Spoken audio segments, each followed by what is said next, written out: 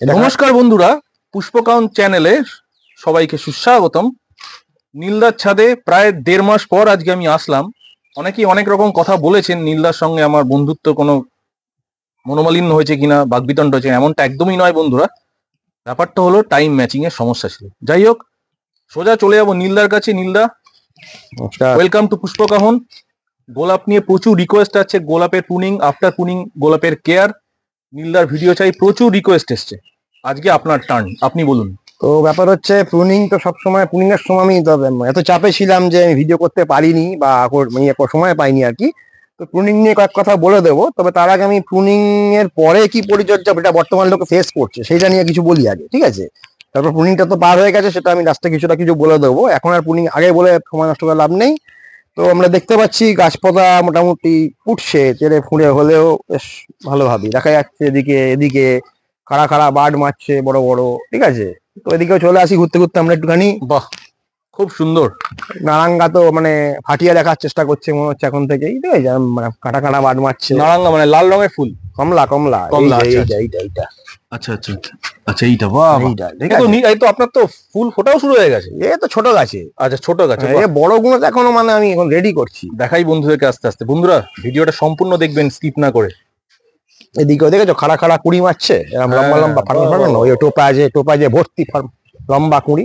বাহ, ঠিক আছে? এখানে টোপাজ, ঠিক আছে? খাড়া ফাটানো কুড়ি, রেড বাকারা একদম মানে রেড বাকারা কালারটা দেখে যাও, শুধু একটা ফুটছে একদম অরিজিনাল রেড বাকারা। এইটা বাহ, মানে এক্সক্লুসিভ জিনিস এইটা, ঠিক আছে? বাহ বাহ বাহ বাহ, এক্সেলেন্ট। এই পুরো গাছটা কিন্তু এই পুরোটা গাছ তো মানে দানবাকৃতি গাছ এক একটা। তাই তো কথা ছিল বন্ধু। আর কুড়িগুলো দেখুন বন্ধুরা, কি সুন্দর সোজা উঠেছে কুড়ি, একদম 90 ডিগ্রি অ্যাঙ্গেলে। ঠিক আছে? গ্রেট স্কটের কুড়ি যে মারছে চিন্তা করতে হবে, এটা গ্রেট স্কট। গ্রেট স্কটটা একটু দেখাই, খুব কঠিন একটা গাছ নীলদা। এইটা গ্রেট স্কট দেখুন এইটা বন্ধুরা। উঠছে কুড়ি, সাদা ভাঙা কুড়ি উঠছে। তো যাই হোক, এই প্রসঙ্গে এলাম। এবার পাতা পাতা নিয়ে আলোচনা আগে করতে হবে। এই দেখবে যখন প্রুনিং করার পরে প্রথম ক্ষেপে কিছু পাতা বেরোবে, তখন দেখবে একটু এই ধরনের পাতা বেরোচ্ছে। এবং তারপরে যখন একটু ঠান্ডা পড়ে কুয়াশা পড়া বা উত্তরে হাওয়াটা শুরু হয়ে যাবে, তখন দেখবে গাম্বাট গাম্বাট বড় বড় পাতা বেরোচ্ছে, ঠিক আছে? একদম এই ধরনের বড় বড় ধরনের তেলকানি মারা পাতা বেরোবে, ঠিক আছে? এই পাতা যখন তেল চকচকে বড় হয়ে যাবে, তখন মনে করবে তোমার গাছ রেডি আছে, ঠিক আছে? বাহ। আর দ্বিতীয় ব্যাপার, প্রথম আরেকটা সবচেয়ে বড় কথা, লোকে ভুলটা কোথায় করছে আজকালকার দিনে এবং বহু জায়গাতেই দেখেছি আমি, প্রুনিং এর পরে সব ডাইরেক্ট মেরে দেয়, অথবা প্রুনিং এর পরে ব্লাইন্ড মেরে দিচ্ছে। এগুলো কখন হয়? অ্যাকচুয়ালি আমাদের যেটা সবচেয়ে বড় ব্যাপার, ভুল কনসেপ্ট, যেটা রুট না আসার আগে খাবার চালু করা, বা ওই টপ ড্রেসিং এর সময় টপ মালচিং এর সময় ভক্ষম খাবার টাবার দিয়ে ড্রেসিং করে তারপর গাছ কেটে দেওয়া। এই যে গোড়ায় বেশি খাবার থাকাকালীন গাছের যখন পাতা থাকবে না, প্রুনিং করার সময় পুরো ডালপালা পাতা নামিয়ে দেবো না আমরা, শুধু ডাল।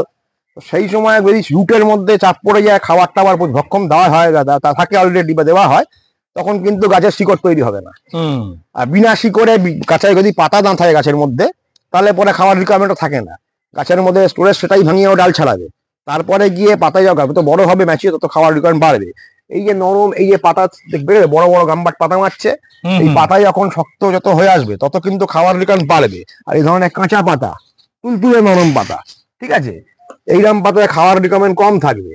তো আমাকে এই ধরনের ব্যাপারগুলো বুঝে চালাতে হবে। এই কাঁচা পাতা সমস্ত দেখেছো? এই কাঁচা পাতা আর পাকা একটু ম্যাচিওর পাতা, ম্যাচিওর লিভ, সেগুলো কিন্তু আস্তে আস্তে করে আমায় বুঝতে হবে পাতা দেখে। আমি বাবার বলছিলাম পাতা দেখে ডাল দিয়ে গাছ বোঝা যায়। প্রুনিং এর আগে ডাল যদি তোমার সবজিটা না করে আনতে পারো, ঠিক আছে, হলদেটে ডাল রয়েছে বা একটু জরাজীর্ণ ডাল রয়েছে, সে ডালে ব্লাইন্ড মারবেই মারবে, ঠিক আছে? একদম হয়তো সেই ডালে ব্লাইন্ড মারবে। ডাল পরিপুষ্ট হতে হবে, ডালকে পুরো সবুজ দিয়ে পরিচিত করতে হবে, তারপরে গিয়ে প্রুনিং মারতে হবে। তুমি ডাল আগে হলদেটে হলদেটে ডাল রয়েছে বা খড়বুড়ে ডাল, সেই ডালে প্রুনিং মেরে দিচ্ছ তুমি, ডাল মানে কি সে ডাল থেকে লাইন মারবেই, ঠিক আছে? তো এরকম কিছু নিয়ম আছে, তো সেগুলো আমাদেরকে অবজার্ভ করতে। আমরা বেশিরভাগ সময় ব্যাপারটা গোলাপে অবজারভেশন ব্যাপারটা করি না। আমরা কি করি, মানে অমুক বললো এটা চললাম, তমুক বললো সেটা করলাম, এই ধরনের খাবার দাবার বা খাবারের ভুল ভ্রান্তি, এইগুলো খুব মানে উল্টো পাল্টা জিনিস হয়ে যায়, যেগুলো থেকে বিরত থাকতে হবে, ঠিক আছে? এই কারণে কিছু কিছু ভাই আমাদের নীলদা, তারা খুব দুঃখিত। তারা বারবার করে বলছে, অয়নদা আমাদের গাছগুলো সব নষ্ট হয়ে যাচ্ছে, মানে বহু মানুষের প্রোটোকল একসঙ্গে ইমপ্লিমেন্টেশন করার ফল পাচ্ছে তারা। প্রোটোকল তো অ্যাকচুয়ালি বহু মানুষের বহু প্রোটোকল হতে পারে না, প্রোটোকল কয়েকটা মানে বিশেষ সিজন, সিউন দেখছো, বাহ, এটা সিউন, একে এবার শেপ দেওয়া হবে একটু হার্ডে মেরে। বাহ। তো প্রোটোকল বলতে দেখো, প্রোটোকল নির্দিষ্ট কিছু হয় না, বিভিন্ন আবহাওয়ার সঙ্গে সঙ্গে বিভিন্ন প্রোটোকলটা পাল্টে যেতে হয় এবং একসঙ্গে মাথার মধ্যে বেশ কয়েকটা প্রোটোকল ঘোরাঘুরি করতে হয়, মানে ওয়েদার বা আবহাওয়া অনুযায়ী, ঠিক আছে।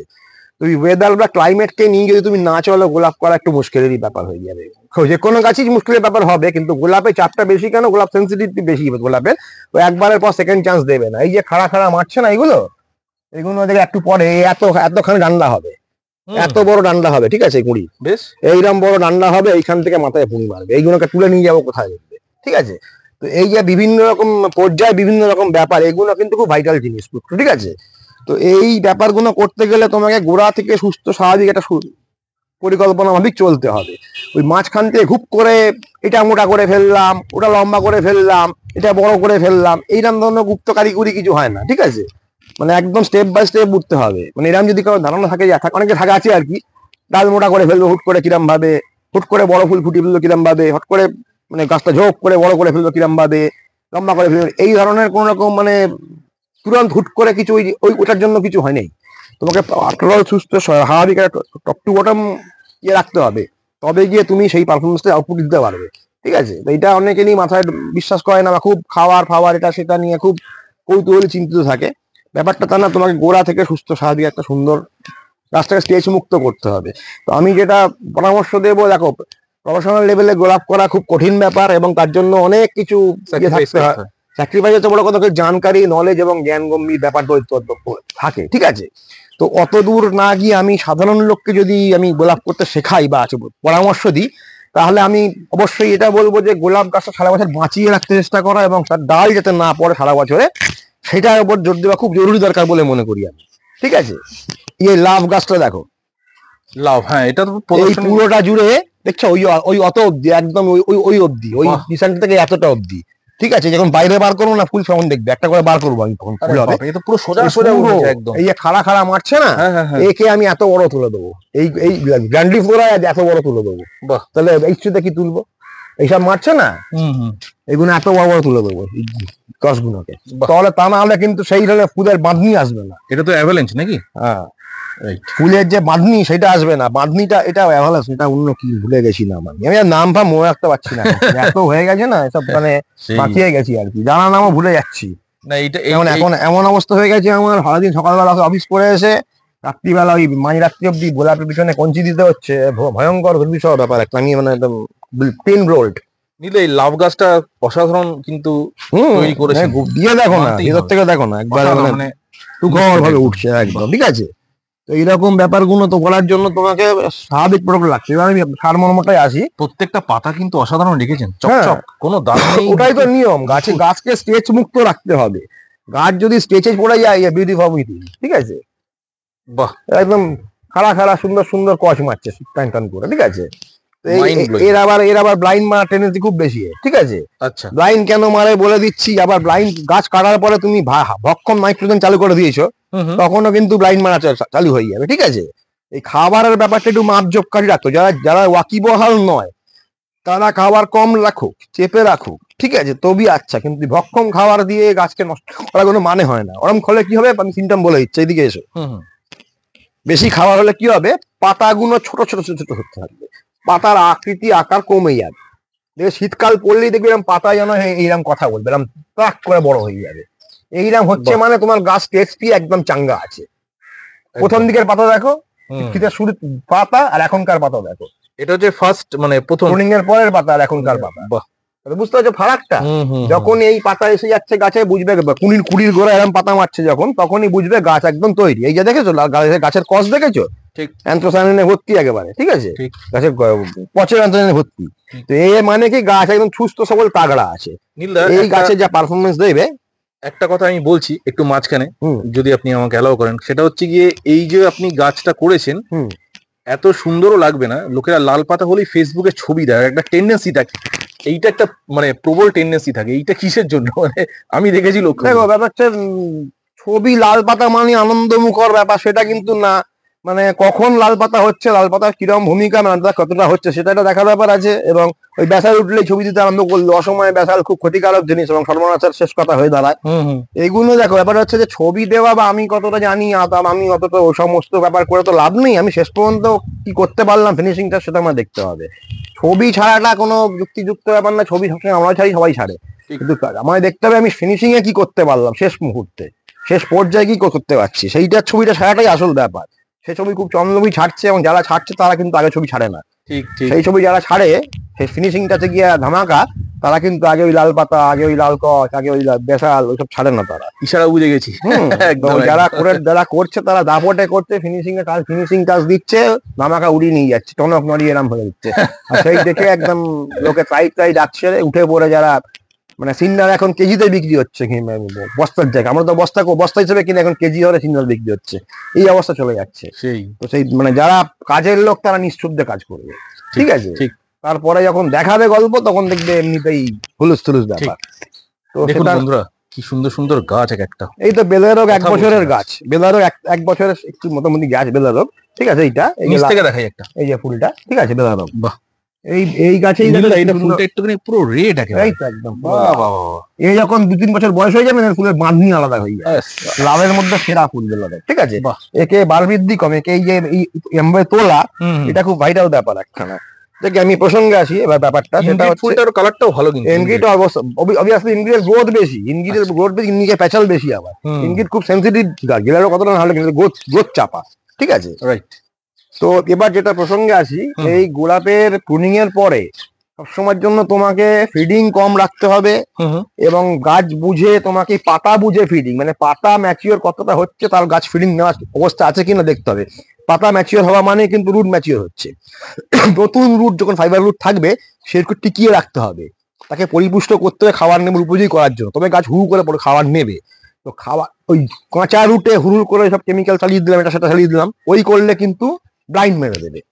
কেননা গাছ ব্লাইন্ড মারার মেন কারণ হচ্ছে স্টেচে থাকা। রুট স্টেচে থাকলেই ব্লাইন্ড মারবে, ঠিক আছে। তো রুট যদি স্টেচে থাকে তাহলে অবশ্যই ব্লাইন্ড মারবে, এবং যদি আরো রুট স্টেচে থাকে, যদি নষ্ট হতে থাকে সেই সময় স্টেচ পড়ে পড়ে এমন যেন রুট কিছু ড্যামেজ হচ্ছে, তখন দিয়ে ওপর দিয়ে ডাইরেক্ট মারবে।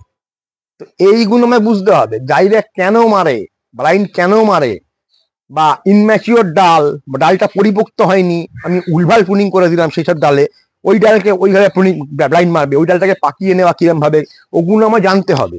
ওই না হলে পরে আমি কোনোদিনই পারফর্ম করতে পারবো না কোনো গাছকে, ঠিক আছে। তো এগুলো কিন্তু আবার ইনন্যাচারাল কিছু গাছে এসেই যাবে, কারণ সব গাছের কিছু সব ডাল তো কমজোর সব থাকে না, কমজোরি হয়েই থাকে। তো সেগুলো আমাকে ওরম ভাবেই ব্যবস্থা করে দেখতে হবে। তো এই ব্যাপারটা খুব গুরুত্বপূর্ণ। খাবারের আধিক্যটা খুব একটু আমি কম রাখতে বলছি। খাবারের আধিক্য যারা এখনো পর্যন্ত ওয়াকিবহাল নয় গাছের সম্বন্ধে, মানে কোনটা কি করছি, কেন করছি, এটা দিলে কি হয়, এটা দিলে কি হয় বা কেন দিচ্ছি ওইটা, এই যে ব্যাপারগুলো যারা জানে না এখনো পর্যন্ত, তারা কিন্তু তাদেরকে আমি একটাই বুদ্ধি দেবো, খাবারের ওপর কনসেপ্ট কম করতে। যদি মনে করো খুব কিছু করতে ইচ্ছে করতে গোলাপের গোড়ায় কঞ্চি, তখন বাইরে গিয়ে নিজে কিছু ভালো হোটেলে খেয়ে আসতে। এদেরকে যদি কম খাইয়ে বাইরে নিজে ভালো হোটেলে খেয়ে আসো, তাহলে অন্তত অ্যাটলিস্ট দুজনেরই কাজ, এবং আমার পেট ভরবে, এদেরও ভালো হবে। যদি এদেরকে ভক্ষম খাইয়ে দিয়ে সর্বনাশ করাটা কোনো যুক্তির কথা না, ঠিক আছে। ঠিক কথা। তো সেইটা আমার প্রধান লক্ষ্য থেকে যাবে। এবার বলি, এই সময় কিন্তু প্রচন্ড আকারের পেস্ট অ্যাটাক হবে। পেস্ট অ্যাটাক হয় বলতে তখন শীত যখন আমরা প্রুনিং করি সেই সময় এটা ঠান্ডা পড়ছে, গরম যাচ্ছে, একটা কন্ট্রোভার্সিয়াল সময় থাকে, ঠিক আছে। এখন যেমন ঠান্ডা পড়ে গেছে মোটামুটি, কিন্তু কন্ট্রোভার্সিয়াল সময়, সেই সময় মাকড়ের উৎপাত সবচেয়ে বেশি হয়।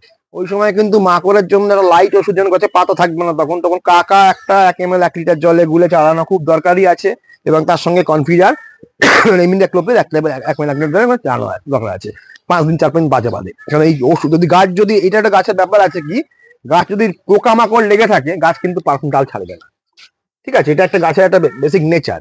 যদি দেখো পেস্টটা গাছে আমার মধ্যে, আমি ডাল ছাড়লি আরো বিপদে পড়বো, মানে কাঁচা পাতা মানেই তো নাইট্রোজেন বেশি, এবং সেখানে আলো পেস্টটা, তো সেখানে কিন্তু ডাল চিপে রাখবে। তো এই যে গাছকে পরিস্ফুট রোগ মুক্ত করে রাখা এবং গাছকে একটা টিপটপ কন্ডিশনের পোকামাকড় মুক্ত রাখা, এটা খুব ভাইটাল জিনিস। এটা অনেকেই করে না, পাতা নেই ডাল শুধু আছে, কি ওষুধ মারবো, পাতায় ওষুধ মারতে হয়, এই করলে বিপদ হয়ে যাবে, গাছ পারফর্ম করতেই পারবে না, ডাল ছাড়তে পারবে না সেইভাবে, এক বগ্গি ছাড়বে। এটা একটা ভাইটাল জিনিস। এবং যখন কচ বেরোচ্ছে গাছে, নতুন কচ বেরোয় যখন, না এখানে দেখছি আমি সেরকম ধরনের কিছু পরিস্থিতি আছে কিনা আমার ছোট গাছ পালাতে। এই যে এখানে দেখো এই ছোট গাছগুলো, এইখানে এইটা এটার দিকে লক্ষ্য করো, এই যে নতুন কচ যেটা এইটা, ঠিক আছে, এই নতুন কচ বেরোচ্ছে না এগুলো, এই কচের মাথা অনেক সময় কালো কালো হয়ে যায়, মাথাটা কালচে হয়ে যাবে, যে কচটা পড়ে যাবে, সেক্ষেত্রে পেস্ট অ্যাটাকও হতে পারে, আবার গাছে উপযুক্ত খাদ্যের অভাব হতে পারে। সেক্ষেত্রে একটা আমি বলবো সুপার সোনা টাইপের কিছু যদি ওখানে স্প্রে করে দেওয়া যায়, ঠিক আছে, তাহলে পরে কিন্তু ওটা থেকে উঠে আসা যাবে। তাহলে এই সুপার সোনাটা বলছি বলে লাগাতার লাইন দিয়ে সুপার সোনাটা মেরে যাওয়া হলো, এটা কিন্তু নয়, এই ভুলগুলো কিন্তু একদম নয়। যেটা মারতে বলো একবার বা দুবার, দুটো ডোজ, তিনটে ডোজ, একটা ডোজ, এরকম ধরনের ওই যেটা ধারাবাহিক ভাবে পরপর মেরে যাওয়া, এই জিনিস করলে কিন্তু একদম হবে না। যে অনেকেই দেখেছি সব কিছু খাবার দাবার নিয়ে পরপর মেরে যাচ্ছে ধারাবাহিক ভাবে, এই সব করলে কিন্তু হবে না। কারণ রিকোয়ারমেন্ট বুঝতে হবে, কখনো নতুন পাতা যখন কাটা হবে একসময় নাইট্রোজেনের প্রয়োজন হবে, তার ঠিক থেকে হচ্ছে ফসফরাসের প্রয়োজন হবে। তো সেটা আমি জানি না, আমি একটা ব্যালেন্স খাবার দিয়ে চালিয়ে দিয়েছি, তাহলে কিন্তু গাছের শিকড় চোট হয়ে যাবে। ঠিক আছে, যখন পটাশের রিকোয়ারমেন্ট নেই তো সেই সময় থাকবে না, তার পরবর্তীকালে পটাশের রিকোয়ারমেন্ট আসবে, তো আমি আগেই একটা পটাশ সম্বন্ধে খাওয়া চালিয়ে দিচ্ছি, এই দাম করলে হবে না। পটাশের বিভিন্ন ভূমিকা আছে, পটাশিয়াম সালফেটের এক কাজ, পটাশিয়াম নাইট্রেটের এক কাজ, এই ব্যাপারগুলো জানতে হবে।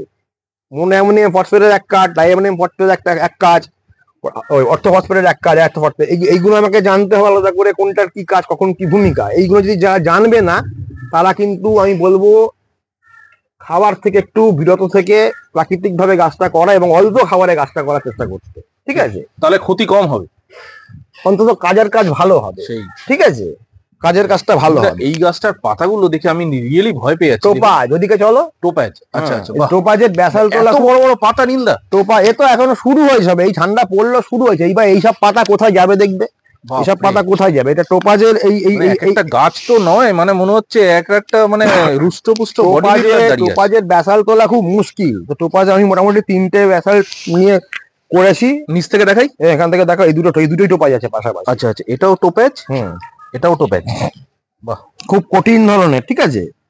টোপাজ কিন্তু করে ভাটায় না ব্যাসাল, ঠিক আছে, তা আমি এই অবধি করতে পেরেছি।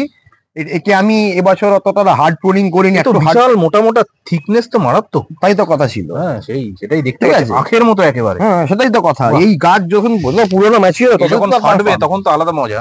এর পরের বছর একে হার্ডে নামাবো, ব্রাঞ্চেস ফাটিয়ে দেবো, ঠিক আছে। এখন আমি হাইটে রেখেছি একে, এরপর হাইট নামাবো, ঠিক আছে।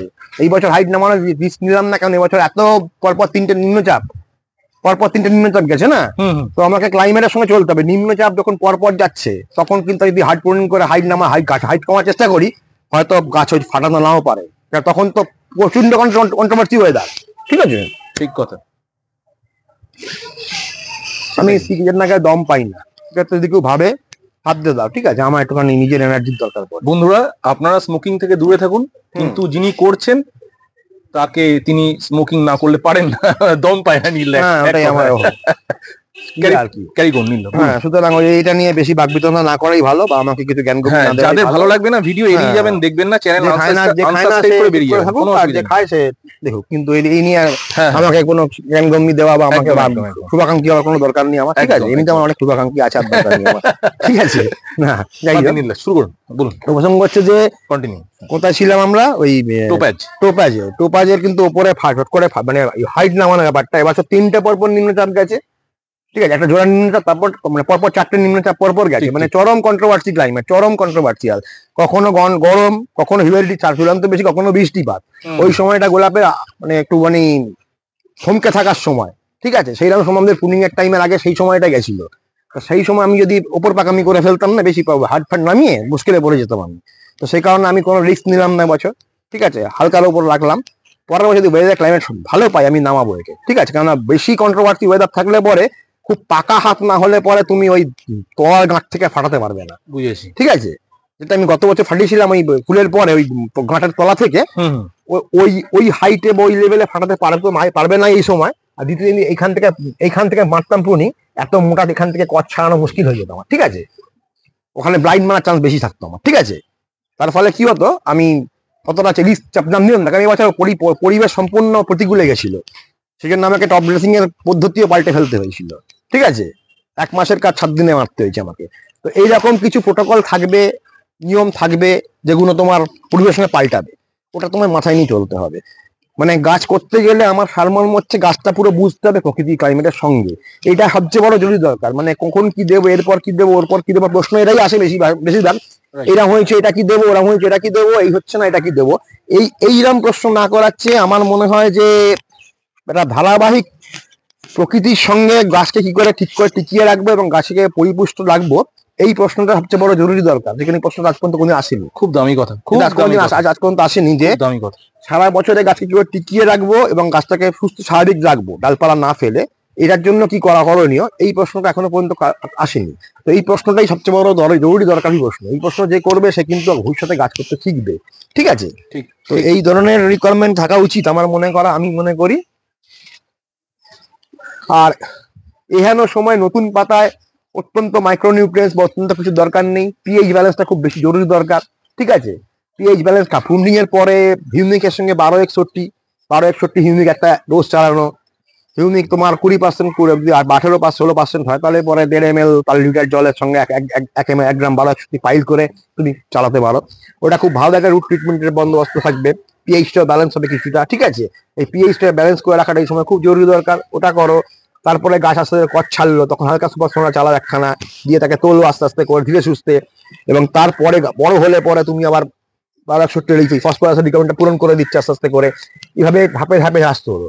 এবং তারপর যখন গাছ ম্যাচিউর হয়ে যায় তখন তুমি একদম ব্যালেন্স ভালো একটা মিক্সচার ফার্টিলাইজারের দিকে যাও। আগে থাকতে ওই ধরনের মানে ম্যাক্সিমাম ফার্টিলাইজেশন ওটা নিতে পারবে না গাছ, ঠিক। ওটা নিতে পারবে না। ঠিক আছে, ঠিক, একদম। কারণ তুমি দেখো এই যে ডালগুলো আছে না, হুম হুম দেখো আর অদ্ভুত দামি কথা বলি তোমার হুম। কাছে একটা, এটা তোকে বলবো না। এনপিকে কে হুম হুম। অ্যান্টি গ্র্যাভিটিতে কিক করানো। আচ্ছা। এই যে এই সব ডালগুলো যেগুলো আছে, হুম হুম এদের যা ক্ষমতা, হুম। এই যে ডালগুলো আছে, হুম। এদের ক্ষমতা কি বেশি বলে মনে হয় না কম বলে মনে হয়? এখান থেকে ফাটিয়ে তুলেছেন আপনি উপরে।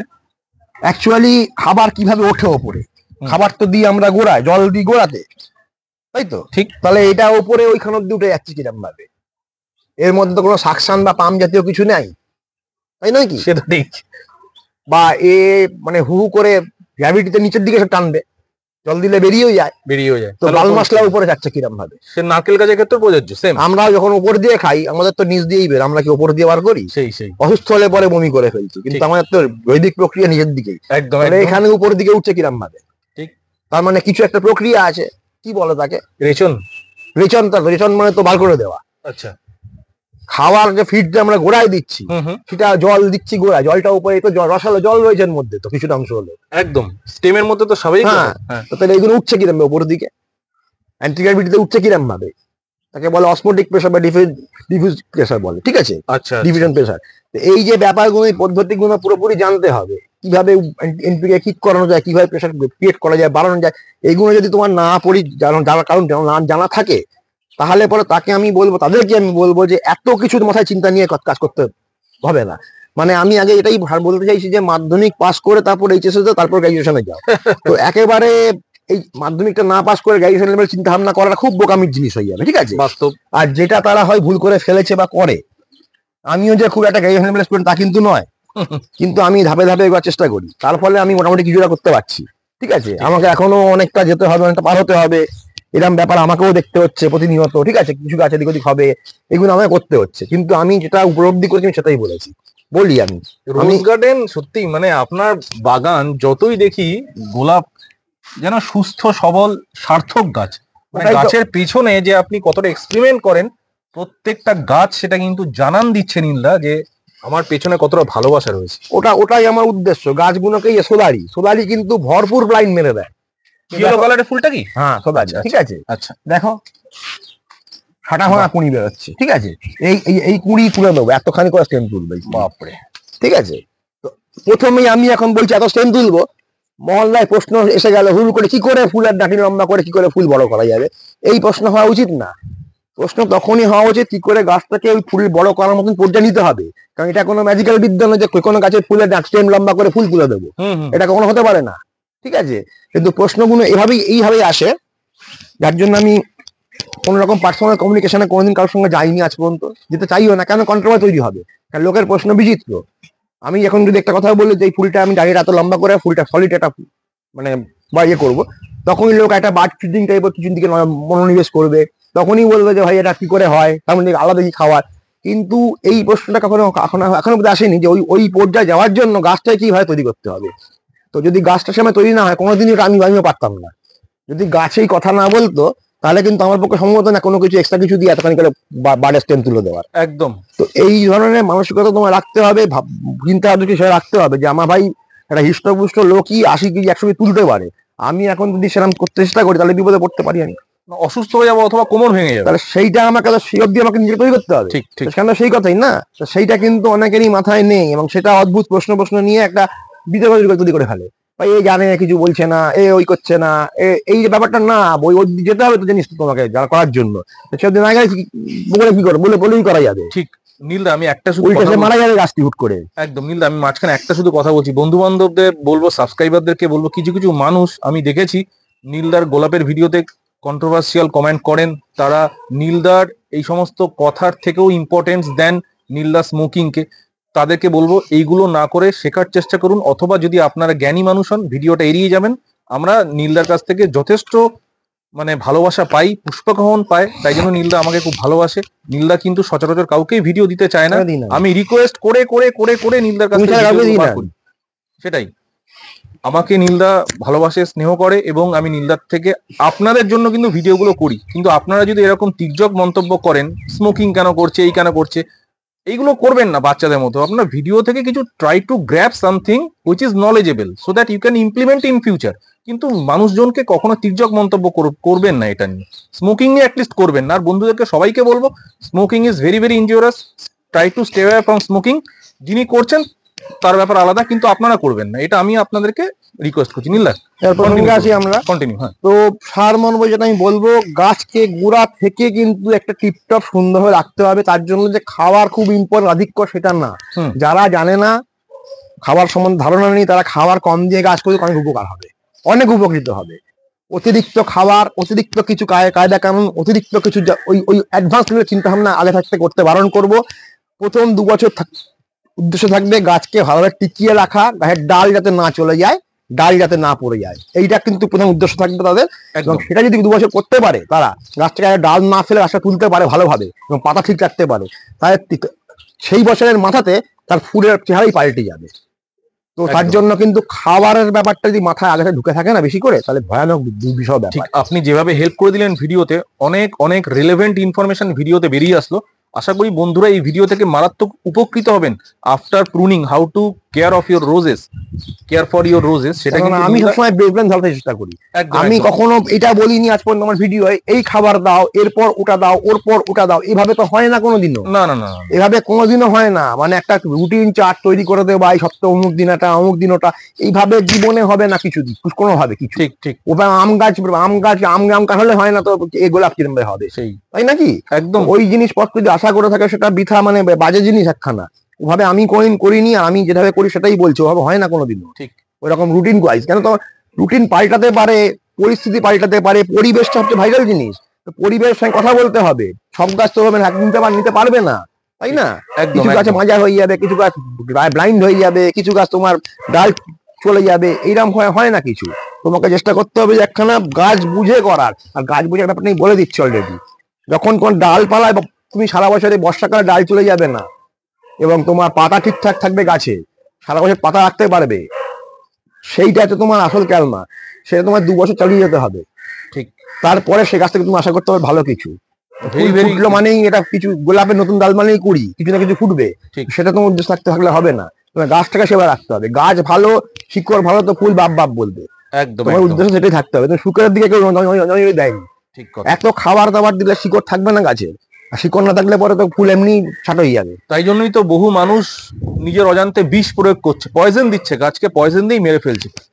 মুহূর্তে কিছু করার থাকে না তখন, আর তাদেরও আফসোস, আর আমাদের ভিডিও করার সার্থকতাও থাকে না। কারণ আমরা চেষ্টা করি বহু বন্ধু বান্ধবদেরকে, মানে যারা জ্ঞানী গুণী মানুষ, তাদের সান্নিধ্যে নিয়ে আসার, তাদের মারফত ভিডিও করার। বন্ধুরা, আশা করি আজকের ভিডিও থেকে আপনারা অনেক উপকৃত হবেন।